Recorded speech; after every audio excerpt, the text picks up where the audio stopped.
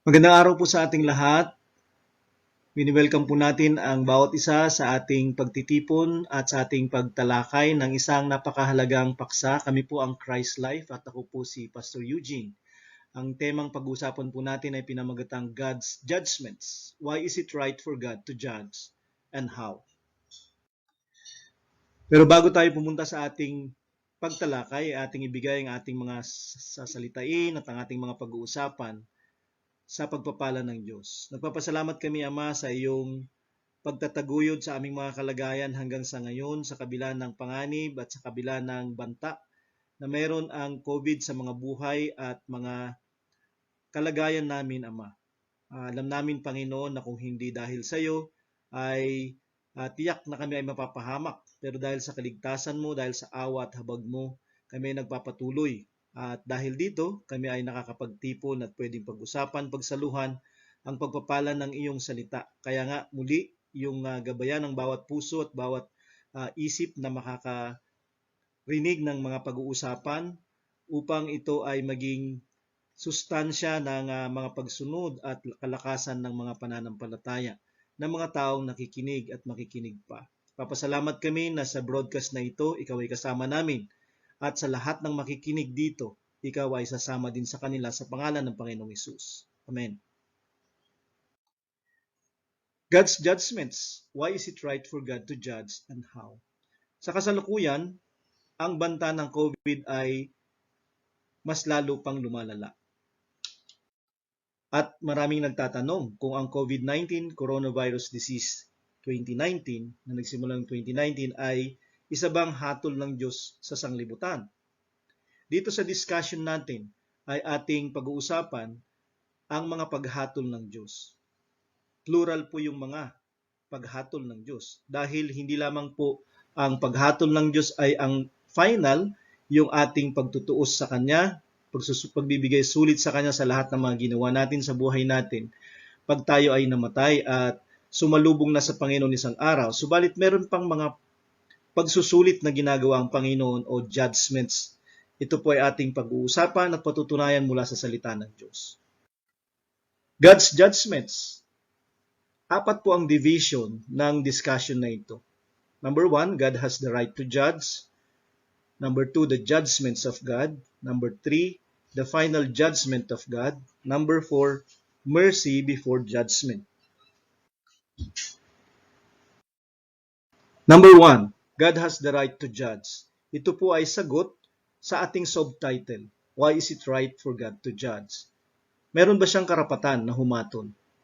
Mas gusto natin ng Diyos na mapagmahal lang, mapagbiyaya lang, hindi mananakit at magbibigay ng kahirapan. Dahil tayo ay na-introduce, nahubog yung ating mga isipan at na kondisyon sa ganitong uri ng Diyos. Subalit ang Diyos ng Biblia ay hindi lamang ganito. Subalit siya ay Diyos na nagagalit, Diyos na nagbibigay ng hatol, at Diyos na nagbibigay ng masama at hindi mabuti sa mga tao. Atin pong titingnan ito kung bakit. So God has the right to judge. Why? Because God is our creator. Siya ang ating lumikha. Siya ang nagmamay-ari sa atin kung ganon. Sa Psalm 24 verse 1, the earth is the Lord's and the fullness thereof, the world and those who dwell therein. Ang buong kalupaan ay sa Panginoon at lahat ng pumupuno dito. Ang sanglibutan at ang mga nakatira dito. Sa Kanya ang lahat ng nasa sanglibutan at ang sanglibutan. Ezekiel 18 verse 4, Behold, all souls are mine. Ang lahat ng kaluluwa, ang lahat ng buhay o tao ay sa akin, sabi niya. The soul of the Father as well as the soul of the Son is mine. The soul who sins shall die. Ang kaluluwa ng Ama at ang kaluluwa ng kanyang mga anak ay sa akin, sabi niya. At ang kaluluwang nagkakasala ay mamamatay. So yun yung paghatol ng Diyos sa mga kaluluwa. Siya ay mayroong karapatang humatol dahil pag-aari niya ang lahat ng kaluluwa. Number 2, God is omniscient. Siya ay nakakaalam ng lahat. Alam niya ang lahat ng nangyari, anumang panahon ito. At alam niya ang nangyayari ngayon sa kanino paman, sa lahat ng tao. Siya ay nakakaalam ng lahat. Omniscient God. Because of His omniscience and omnipresence, ang Diyos ay mayroong karapatang humatol. Gusto natin ang isang hukom na hatol ng ating mga kaso na mayroong alam. Alam niya ang batas, alam niya ang mga paraan ng pagtitistigo at paraan ng pagbibigay ng ebidensya, at alam din niya kung paano humatol. Alam niya ang mga karapat-dapat na mga hatol sa mga krimen. Gusto natin ang matalinong hukom, at ang Diyos ay nakakaalam ng lahat. Hebrews 4 verse 13. And no creature is hidden from His sight, but all are naked and exposed to the eyes of Him to whom we must give account. Wala daw nilikha na nakatago sa paningin ng Diyos. Ang lahat ay kita niya at litaw. Sa Kanya, nakikita ng lahat at alam ng lahat ng kung saan tayo magbibigay ng pagsusulit isang araw. Ang omniscience ng God, ang pagkaalam niya ng lahat ng bagay ay may kinalaman sa araw ng pagbibigay sulit natin sa Kanya. Yung araw na tayo'y hahatulan niya. So, alam niya lahat ng bagay upang isang araw, tama ang Kanyang paghahatol. Number 3, God is righteous. Ang Diyos ay matuwid. Ang Diyos ay walang kinikilingan, walang pinoproteksyonan. Ang Diyos ay hindi lamang mabuting Diyos, subalit matapat. Nagbibigay siya ng karapat-dapat sa sino paman. Wala siyang pinapanigan. Wala siyang pinipili o pinapaboran. Deuteronomy 32 verse 4. He is a rock. What He does is perfect. All His ways are fair. He is a faithful God who does no wrong. He is honorable and reliable. Siya ay bato. At ang lahat ng ginagawa niya ay sakdal. Ang lahat ng kanyang mga gawain o gawi ay patas. Siya ay isang matapat na Diyos na hindi gumagawa ng mali. Siya ay kagalang-galang at mapagkakatiwalaan. Dahil siya ay hindi partial. Siya ay fair, patas. Ibibigay niya kung ano ang karapat-dapat. Gusto natin ang hukom na maging ganon o ang may hawak ng batas. Yung wala siyang pipiliin. Ibibigay niya hindi dahil sa estado ng pamumuhay o pinag-aralan o kakilala ang karapat-dapat. Kaya nga may piring ang hustisya. Sinisimbolo ito ng isang babae na may piring ang mata at may dalang timbangan. Dahil kapag ang hustisya ay walang piring, ibig sabihin hindi niya kilala yung hindi niya kilala yung akusado at yung nag-aakusa, ay magiging patas siya sa pagbibigay ng hatol. Pero kapag kilala niya ang sino pa man doon, ay pwede siya maging biased. Ang Diyos ay hindi biased. Romans 2 verse 5, 6 at 11. God's righteous judgment will be revealed.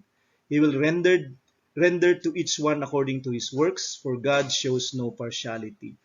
Ang matuwid na paghatol ng Diyos ay mahayag at Kanyang ibibigay sa bawat isa ayon sa kanilang mga gawa ang Kanyang hatol. Dahil ang Diyos ay walang pinapanigan, wala siyang pinapaboran. So, ang God's righteous judgment ay ang Kanyang impartiality. Number 4, last but not the least, bakit merong karapatan ng Diyos na humatol? Siya ay gracious. Siya ay mapagbiyaya. Siya ay may awa at habag. Gusto natin na maging ganon ang hustisya o ang may hawak ng hustisya o yung hukom. Dahil kung wala siyang awa, ay ibibigay na lang niya basta kung ano yung nararapat sa sino paman. Pero siya ay gracious. Siya ay mapagbiyaya at may habag na Diyos. At hukom. Titus 2 verse 11. For the grace of God has appeared, bringing salvation for all people. Napakita daw ang biyaya ng Diyos upang magdala ng kaligtasan sa lahat ng tao. At alam natin na ang biyaya ng Diyos ay hindi doktrina lang o mga salita. Subalit ang biyaya niya ay ang Kanyang sarili nung siya ay nagkatawang tao sa pamamagitan ng Kanyang bugtong na anak at nung siya ay dumating sa pamamagitan ng Kanyang Espiritu Santo.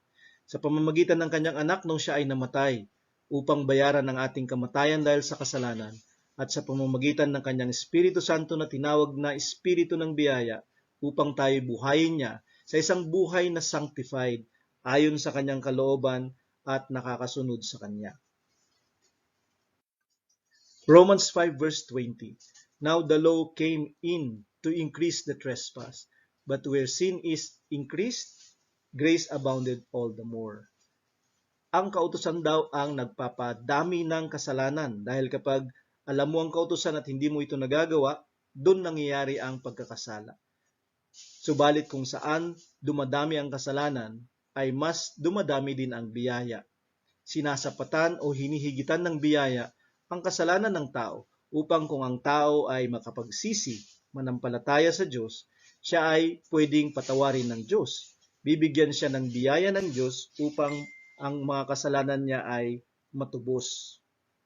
Ganon din ang ginagawa ng mga hukom na mayroong biyaya. Nagbibigay sila ng amnestia or pardon.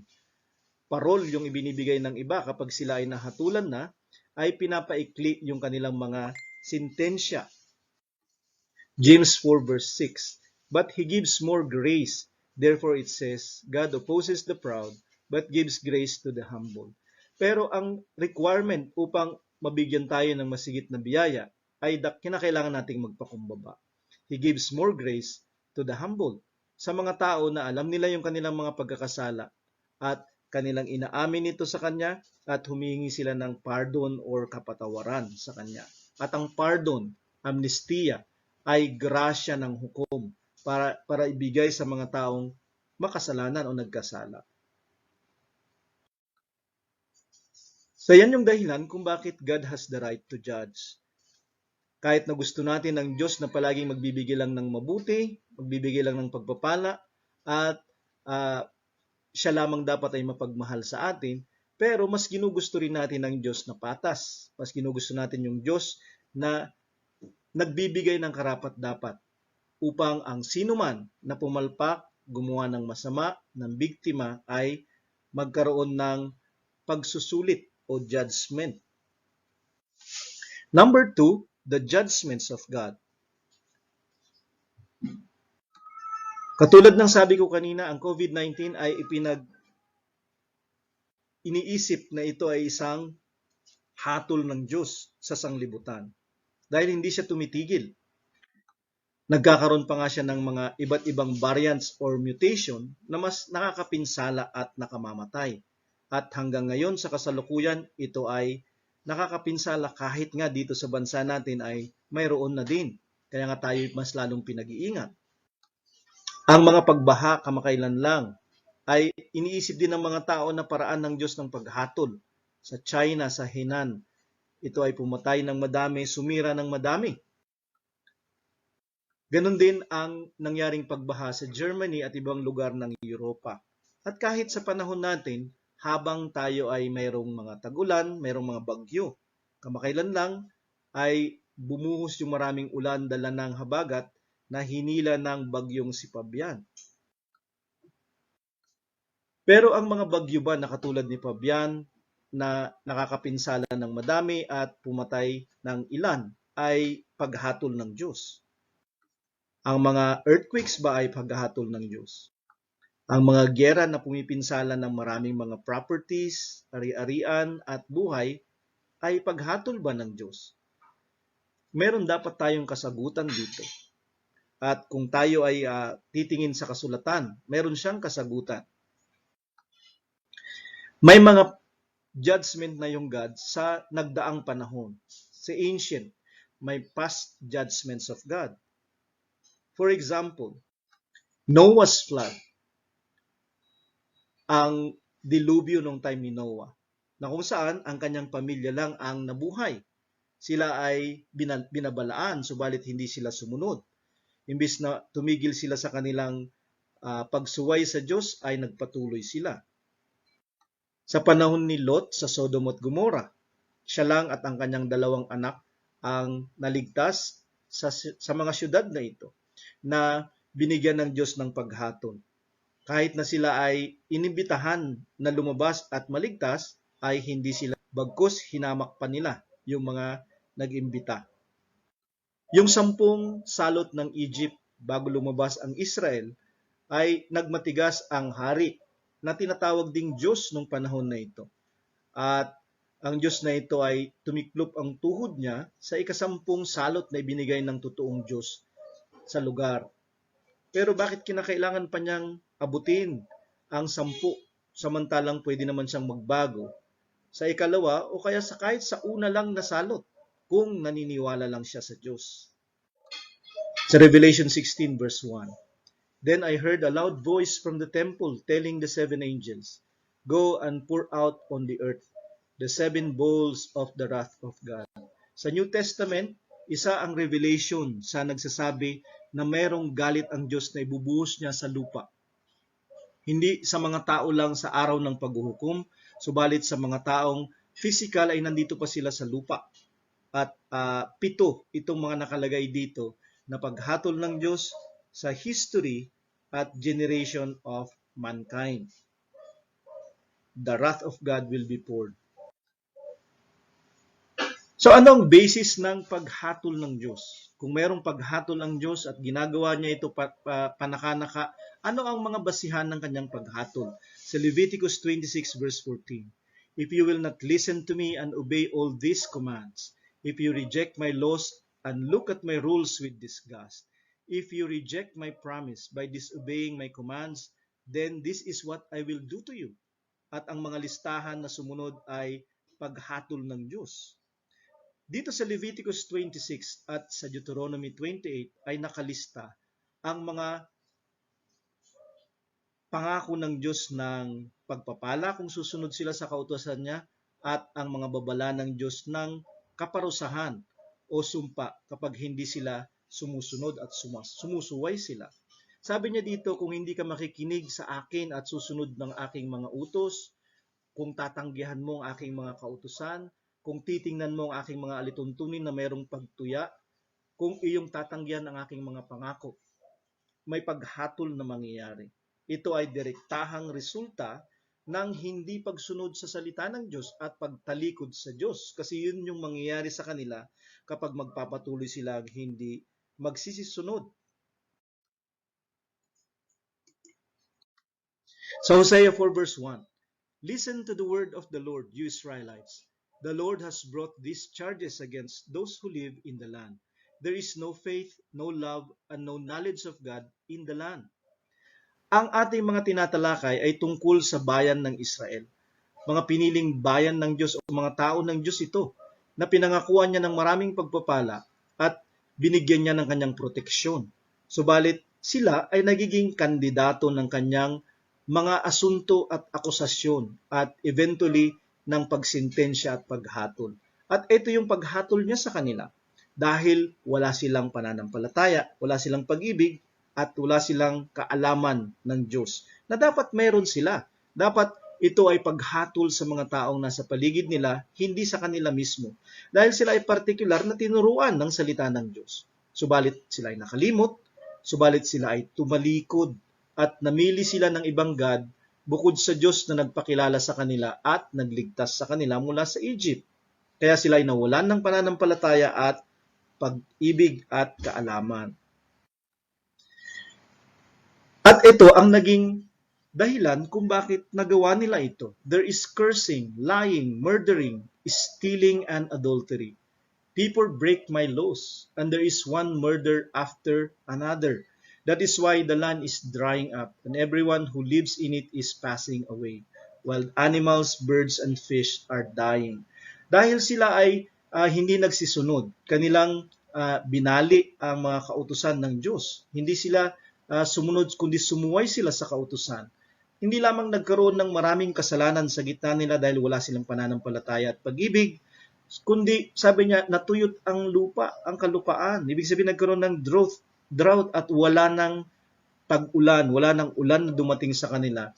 Kaya sila nangamatay dahil wala na silang aanihin. At hindi lamang sila yung mga naapektuhan, subalit ang kalupaan. Ganon din ang mga kahayupan. Sabi niya, yung inyong mga hayop, animals, birds, and fish are dying. Sa panahon natin ay ganito din yung nangyayari sa panahon. Diba? Sa ilang mga lugar, ilang mga bansa, nagkakaroon ng tagtuyot at namamatay yung maraming mga hayop. May mga fish kill, may mga bird kill, at iba pa. Ito ba ay mga paghatol din ng Diyos sa kasalukuyan dahil sa pagsuway ng mga tao sa kautusan niya?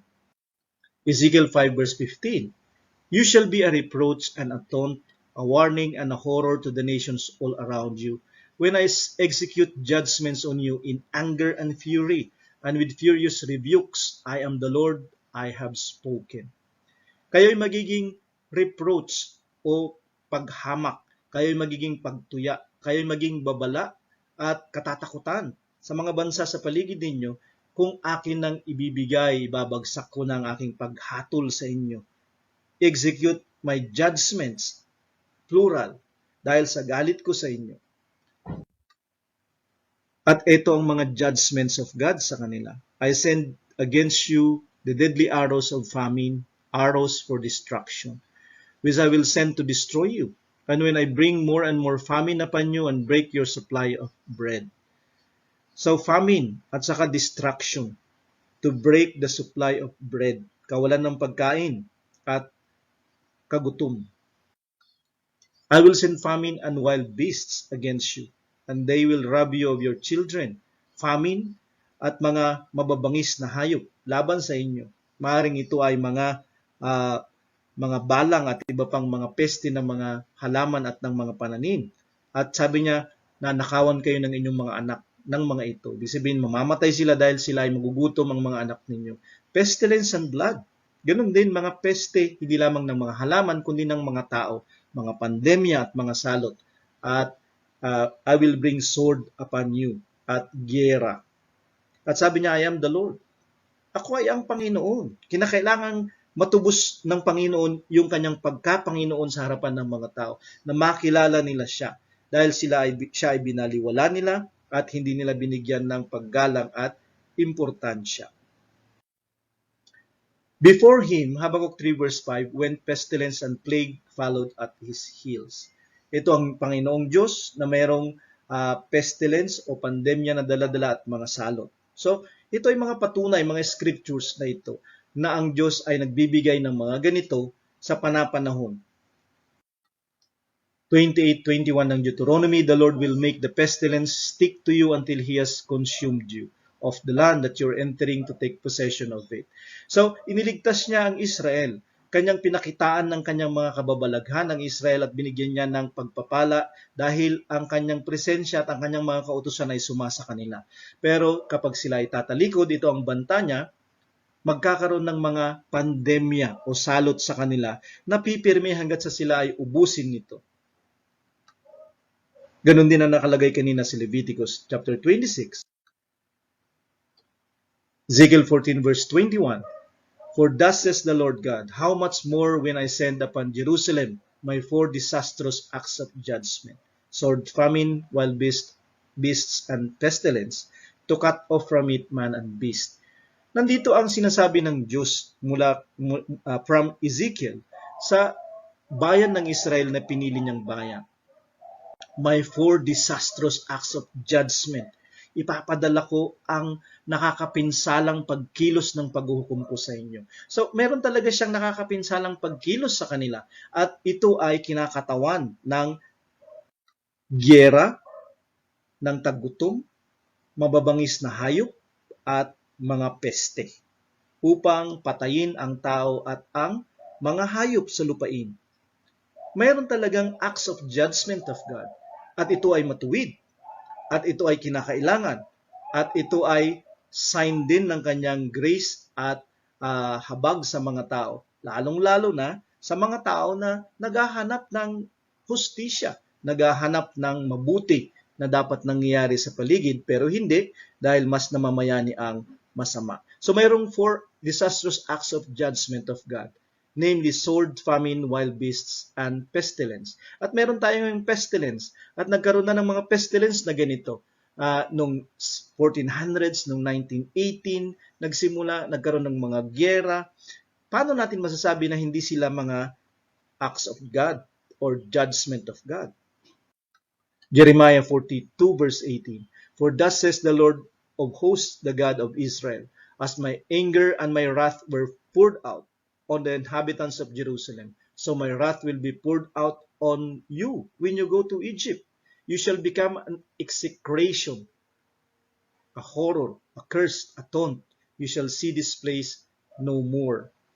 So sabi niya, kung kayo ay hahatulan ko at ang ipapadala niya ditong hatol ay yung dadalhing gyera sa kanila at pagsakop ng bansang Babylonia ni Nebuchadnezzar at magkakaroon ng pagwasak ng Jerusalem at ito ay hindi na matatahanan pa, lahat ng kanilang mga pag-aari at mga negosyo ay sisirain at kukunin at ang mga tao ay magkakaroon ng tagutom at eventually yung iba ay mamamatay, karamihan sa kanila ay magugutom at ang iba ay gagawing mga captives o preso, di ba? At sabi niya, ito yung aking galit na ibinubuhos sa inhabitants of Jerusalem. And I have this day declared it to you, but you have not obeyed the voice of the Lord your God in anything that He sent me to tell you.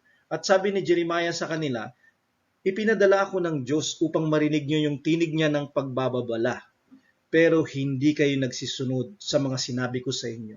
You have not obeyed the voice of the Lord. So bago sila hatulan ng Diyos ng mga sumusunod, ay binabalaan muna sila sa pamamagitan ng mga propeta. Si Ezekiel, si Jeremiah, si Isaiah ay nagbabala. Si Amos at iba pa.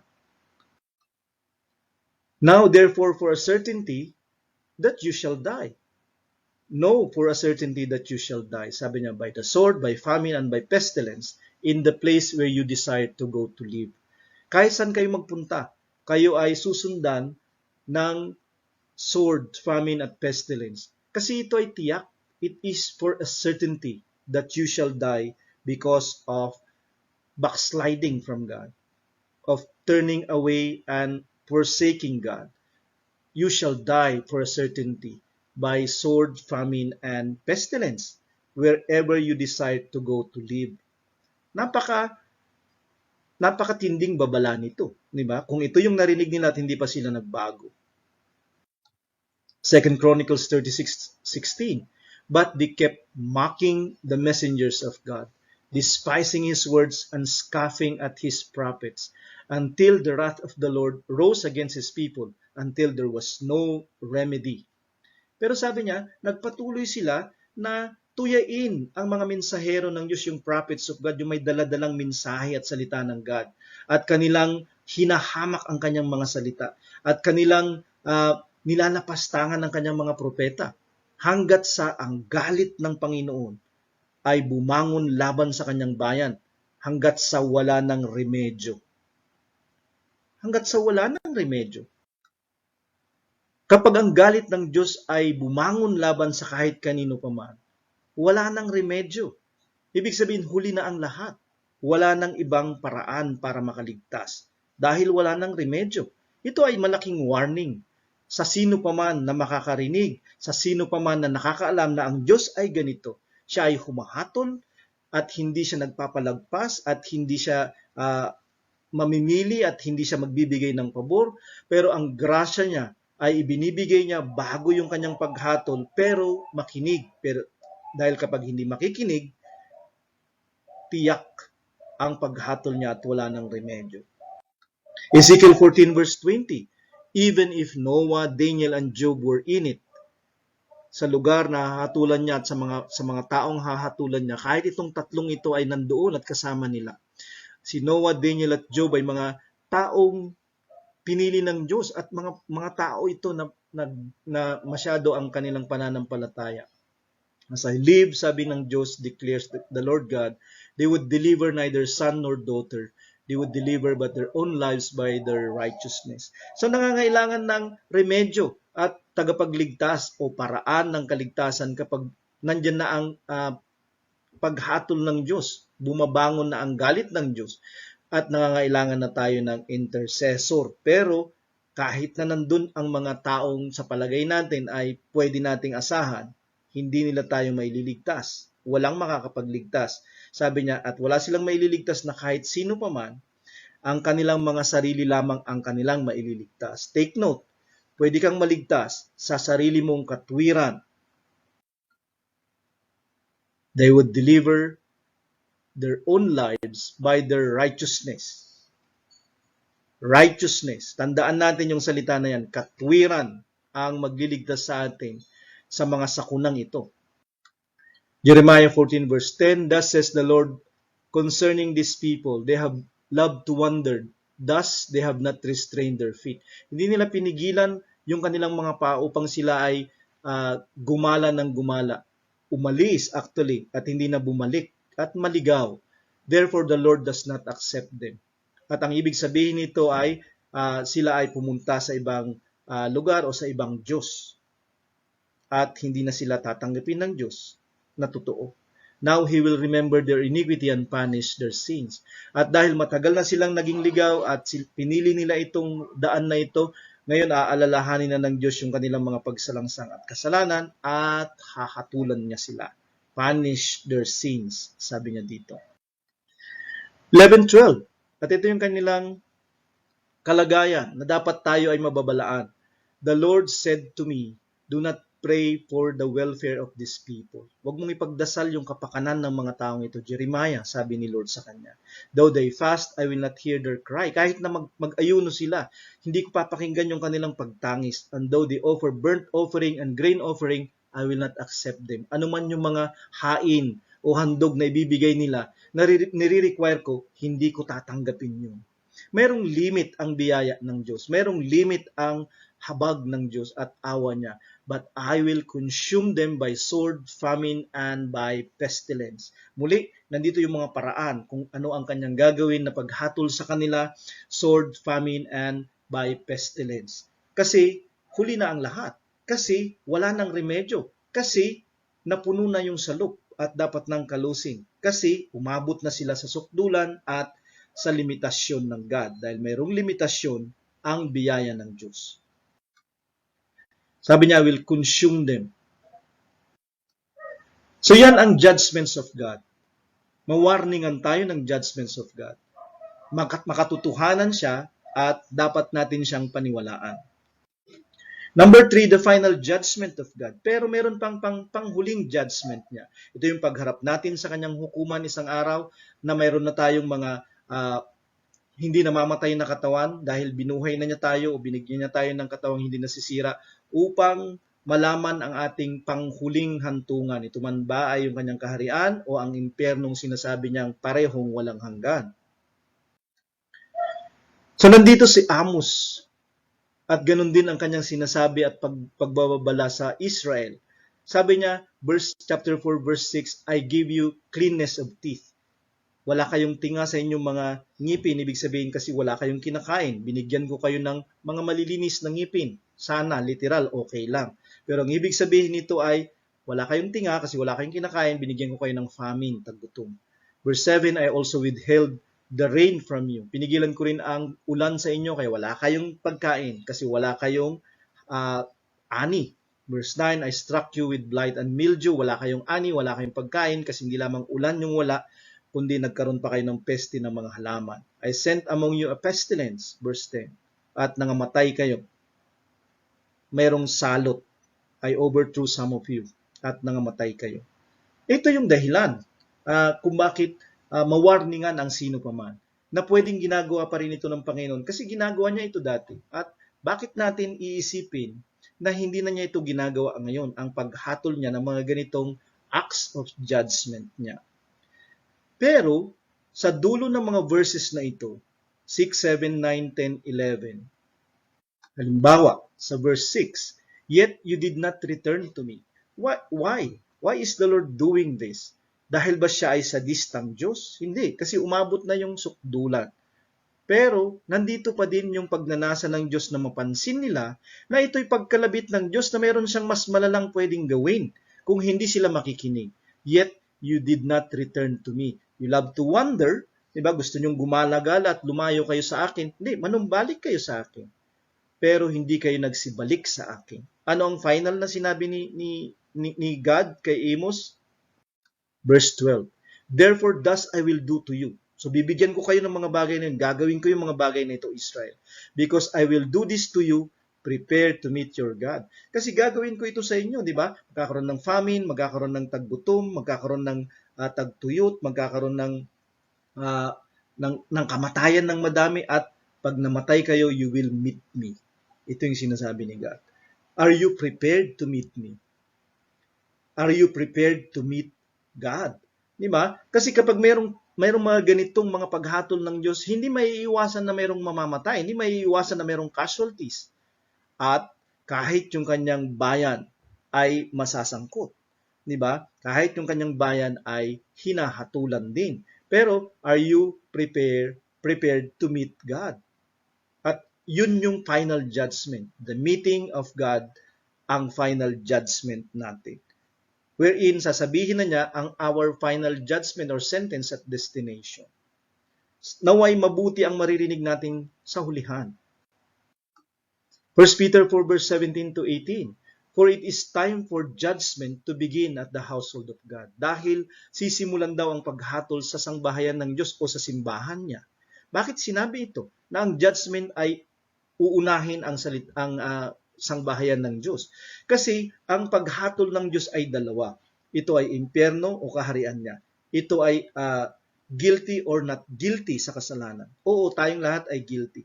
Pero ang bayan ng Diyos o yung household of God, yung simbahan, ay umamin ng kanilang mga kasalanan sa paglapit nila sa Kanya. Sila ay nagsisi, sila ay humingi ng paraan ng kaligtasan o tagapagligtas, at sila ay nagpabautismo, sila ay tumanggap ng Espiritu Santo. Ang bautismo, ito yung pag-apply ng ginawa ni Jesus Christ sa buhay natin.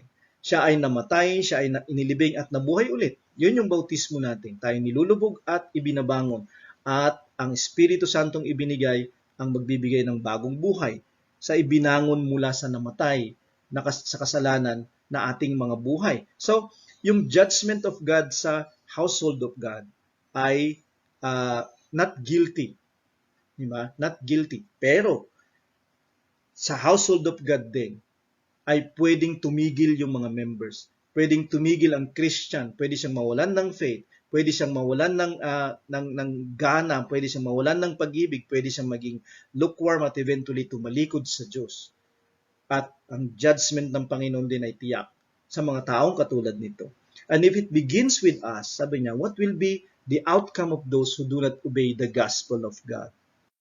Kung nagsimula na sa atin yung paghatol sa simbahan, ano ngayon yung magiging resulta o kalalabasan naman ng mga hindi sumusunod sa Ebanghelyo ng Diyos? So tayo ay mga naligtas dahil sa pagsunod sa Ebanghelyo ng Diyos at ang ating judgment is not guilty. Pero paano naman yung hindi guilty? Sila yung hindi nagsisunod sa Ebanghelyo ng Diyos. At sabi niya, and if the righteous is scarcely saved, what will become of the ungodly and the sinner? Kung bibihira sa mga matuwid sa simbahan ang maliligtas, ano ang kalalabasan ng mga hindi matutuwid at mga makasalanan? Meron bang para sa kanila din? Meron ba silang mga pag-asa? May judgment, hindi lamang sa labas, kundi merong judgment sa loob. At nauna ang judgment kasi dineclare na ng Panginoon kung ano yung para sa iyo, na i-declare niya sana sa araw ng paghuhukom.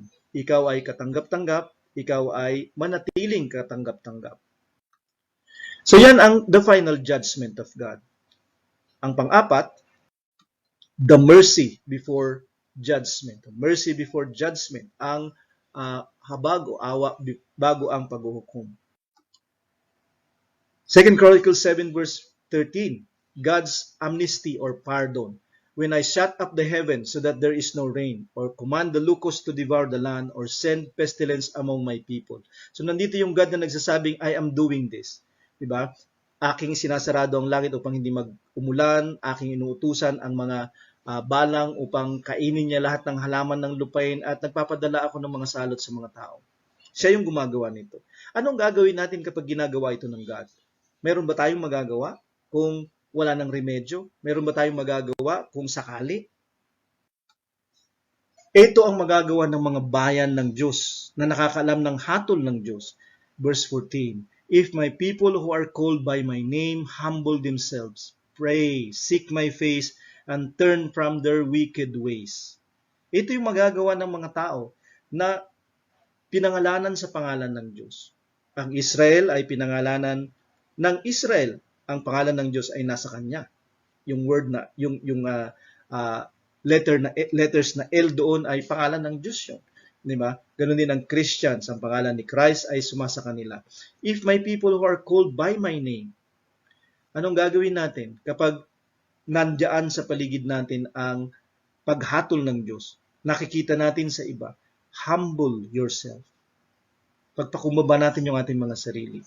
Huwag natin iisipin, yes, okay ako kasi hindi ako nagkakasakit. Yes, okay ako kasi hindi ako naaabutan. Yes, okay ako kasi mayroon akong faith. No, humble ourselves. Tingnan natin yung sarili natin na kaisa nila. At sana magkaroon tayo ng habag at awa sa kanila. Pray. Hindi lamang pray for yourself, pray for others. Ito yung time na dapat prayerful tayo. Seeking hindi lamang ng answer, kundi yung answerer, si God, seek His face. And repent din ng ating mga kasalanan. At sabi niya, I will hear, I will forgive, I will heal. I will hear, I will forgive, I will heal. Bakit niya gagawin itong tatlo na ito? Makikinig ako, magpapatawad ako, magpapagaling ako. Ito ay response sa mga tao niya. Response niya ito sa iyo at sa akin. Kung tayo ay magpapakumbaba, mananalangin, hahanapin siya at tatalikuran natin yung mali. Tutugon siya sa atin. Hindi lamang tayo magpipray to seek na mag-stop itong kalagayan na ito dahil hindi siya mag-stop. Kundi tayo ay magdadasal, magpapakumbaba, at aayusin yung ating mga sarili at papahalagahan natin yung God kaya siya yung hahanapin natin. Ezekiel 9:4. And the Lord said to him, pass through the city, through Jerusalem, and put a mark on the foreheads of the men who sigh and groan over all the abominations that are committed in it. Maglagay ka ng tatak, sabi niya sa mga angels dito, sa bayan ng Jerusalem, sa mga tao, di ba, na mga nahihirapan at sila ay nag-groan. Okay? Sila ay nahihirapan, sila ay nasasaktan sa mga karumal-dumal na nangyayari sa city. Ayaw nila ng kasalanan at nahihirapan sila sa mga nakikita nilang makasalanan. Sila yung iyong tatakan sa kanilang mga noo. Ezekiel 9 verse 6. Sabi niya kanina, tatakan yung mga tao sa kanilang noo. Tapos sabi niya, kill old men outright, young men and maidens, little children and women, but touch no one on whom is the mark. Begin at my sanctuary. So they began with the elders who were before the house.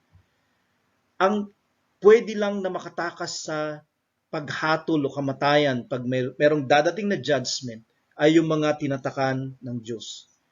Binigyan niya ng chance. Why? Kasi sila ay nahihirapan sa kasalanan. At hindi lamang yun, itong mga taong ito, kapag sila ay ligtas, kaawaan nila yung mga hindi ligtas.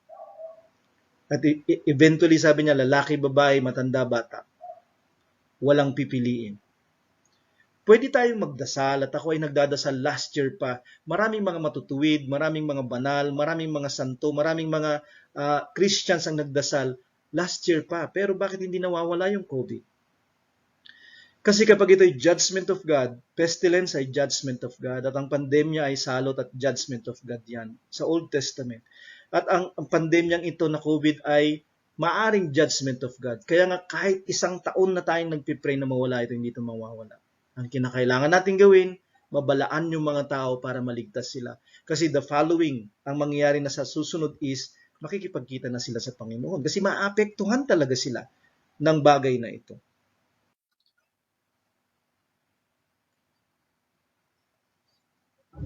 Sila yung mga bibigyan ng amnestiya sa isang banda. Okay? Ezekiel 22 verse 30. I sought for a man among them who should build up the wall and stand in the breach before me for the land, that I should not destroy it, but I found none. Bago dumating si Nebuchadnezzar at ang kanyang puwersa laban sa Israel, ay nagbabala ang Diyos sa maraming mga paraan, sa maraming mga propeta katulad ni Ezekiel, upang hindi niya sirain ito sa pamamagitan ni Nebuchadnezzar. At sabi niya dito, naghahanap ako ng sino mang tao, di ba, na magtatayo nung nasirang wall. Kasi ang Jerusalem nung time na ito ay in symbol, isa siyang bayan na mayroong bakod upang hindi mapasok ng kaaway. Pero wasak yung kanyang bakod at madali siyang pasukin. Siya ay in danger at vulnerable, di ba? At sabi niya, itong mga taong ito na magbibuild ng mall, sila yung mga tatayo sa gap sa pagitan ko at ng bayan. Kasi ako yung hahatol sa kanila eh. Gagamitin ko lang yung sinibukad ni Sarat ang Babylonia. At itong mga taong ito na hinahanap ko ay sila yung mamamagitan sa akin at sa lupain. Parang kanina na sinasabi sa 2 Chronicles, di ba? If my people, gagawin nila ito, maapektuhan yung kanilang bayan, yung kanilang society, di ba? Kung ganun sila, ganun yung gagawin nila. Kaya lang, may tatayo nila yung wall ulit. Kasi yung kanilang gagawin, yun yung magiging wall. Di ba? At magkakaroon ng hope yung mga tao. Instead na damnation at judgment ay salvation yung mapapasa kanila. Hindi sila i-destroy ng God. Pero anong sabi ni God? I found no one. I found no one. The people called by my name. Malaki ang magagawa natin, di ba? Kung alam lang natin paano mag-react. I found no one.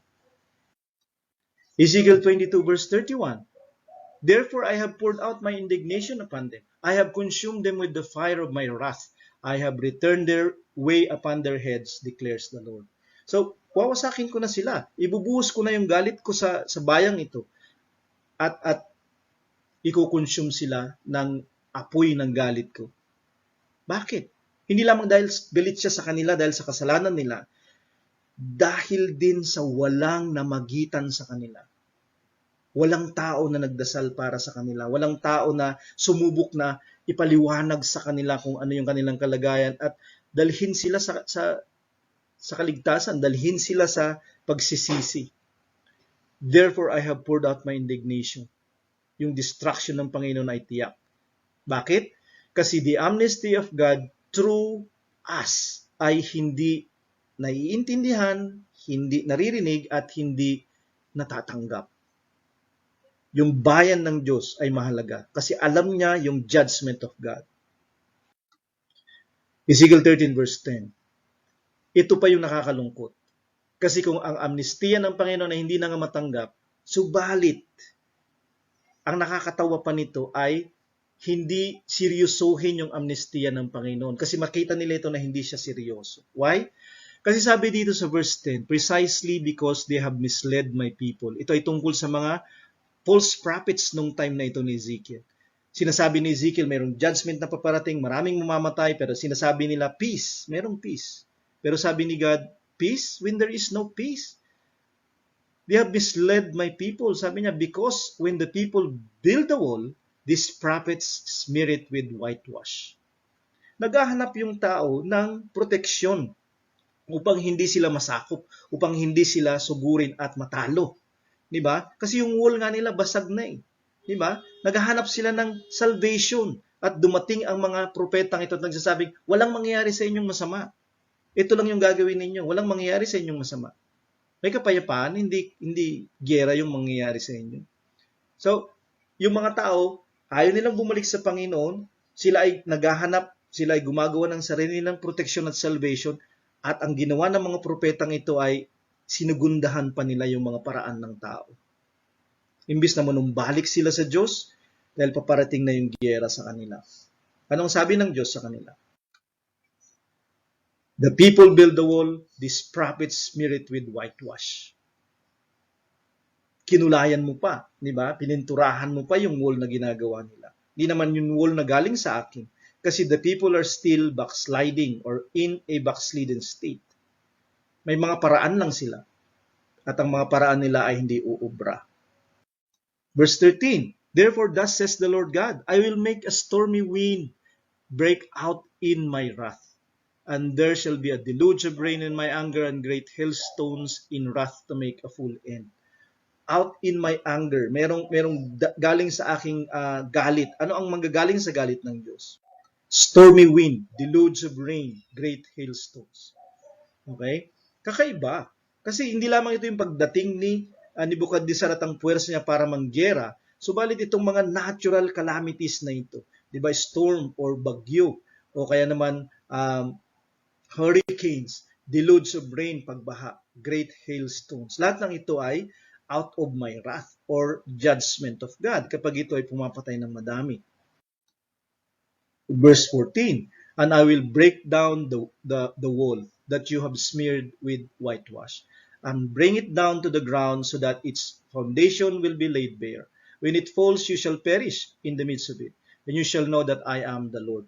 Ito ang gagawin ng mga false prophets. Magsasabi sila ng false peace, magsasabi sila ng false message sa mga tao. At mabuti na ingatan natin yung mga sasabihin natin. Sabihin natin yung sinasabi ni God sa scriptures ayon sa mga kalagayan ng tao at huwag nating sasabihin yung hindi kalooban ni God sa kanila. Kasi sabi niya, mas yung mga tao yung magpapatuloy sa kanilang kamalian at yung mga tao makakita ng pag-asa na wala namang pag-asa sa kanila. Kasi babagsak yung kanilang wall. Sabi ni God kanina, I am looking for someone who will build the wall. We will build the wall. Hindi natin sasabihin na yung wall ninyo ay okay na. Kasi yung wall nila ay broken down na. Wala na silang defenses. Pero sa palagay nila, mayroon pa rin silang wall at hindi nila nakikita yung kanilang kalagayan at yung false prophet sasabihin pa nila na okay lang yung kalagayan mo. No, hindi natin sasabihin yun. Hindi natin sasabihin na okay lang ang mga nangyayari sa kasalukuyan at ang Diyos ay okay lang. Hindi siya okay. James 2 verse 13. God's amnesty to you. God's amnesty through you. Di ba? Mahalaga po ito na maintindihan natin. Kasi meron tayong kinalaman sa judgment of God kung ito ay binibigay na. Hindi pa ito ibibigay kasi magwa-warning yung God at magwa-warning siya through us. Pero sabi niya, for judgment is without mercy to one who has shown no mercy. Ang hatol ay walang habag sa mga hindi nagpakita ng habag. Kapag ikaw ay hahatulan, kailangan mo ng habag ng Diyos upang ma-reverse yung hatol na guilty. Mayroon kang amnestia o pardon. Pero, wala daw habag sa mga hindi nagpakita ng habag. Hindi lamang ito tungkol sa pagpapakita nating habag sa ating pakikitungo sa ating mga tao, sa pakikipagrelasyon sa kanila. Subalit, sa kabuuan, ito ay pagpapakita ng habag sa pamamagitan ng pangangaral at pagsasabi sa kanila ng mabuting balita ng kaligtasan. Kung hindi tayo nagpakita ng habag sa kanila, yung habag ng Diyos para hindi sila hatulan, tayo din ay hindi makakaligtas. Hindi rin tayo bibigyan ng mercy isang araw. Mercy triumphs over judgment. So, sa judgment, ang kailangan na lang natin is mercy. Kasi kapag tiyak na ang judgment, kinakailangan natin ng mercy upang magtagumpay tayo, upang hindi mapasa atin yung judgment. Kapag sasabihin natin sa mga tao na mayroong paghuhukom, sabihin din natin sa kanila na mayroong habag. Pero kapag hindi natin masabi sa kanila yung habag ng Diyos at kaligtasan ng Diyos, baka mawalan din tayo ng pag-asa ng kaligtasan. Kasi kapag hindi tayo nag-ihip ng sarili nating mga horns o trumpeta at babalaan yung mga tao, mananagot daw tayo sa kaligtasan ng mga taong mapapahamak doon. Sabi sa Ezekiel din. So judgment is without mercy to one who has shown no mercy. Wag nating kalilimutan ito. Kasi ang kailangan na lang natin at antidote, panlaban sa judgment na tiyak, kung wala ng remedyo, mayroon pa din, the mercy and grace of God. Through us, sa pamamagitan natin. 2 Peter 3 verse 11 to 12. Since all these things will be destroyed in this way, what kind of people should you be? Your lives should be holy and dedicated to God. Dahil nga ang lahat ng mga bagay ay mahahatulan at sisirain sa katulad ng paraang ganito, sabi niya, anong uri tayo dapat ng mga tao? Ang mga uri natin dapat ay namumuhay ng kabanalan, may kabanalan at bigay sa Diyos, dedicated to God. Ganun ba ang buhay mo ngayon sa panahon ng pandemya? Kung ito ay judgment of God, what kind of people should you be? Hindi lamang telling others of the good news of God, but, di ba, tinitingnan mo din yung sarili mo. Yung sarili mong holiness at sanctification at dedication to God. Kasi madalas tayo din ay nagiging mali dahil hindi na tayo ganun ka-dedicated to God as we were. Hindi na tayo ganun kabigay kay God sa ating prayer life, di ba, sa ating worship, sa ating witnessing, sa ating fellowship, sa ating general na Christian life. Kilatisin mo, uriin mo ulit yung iyong sarili.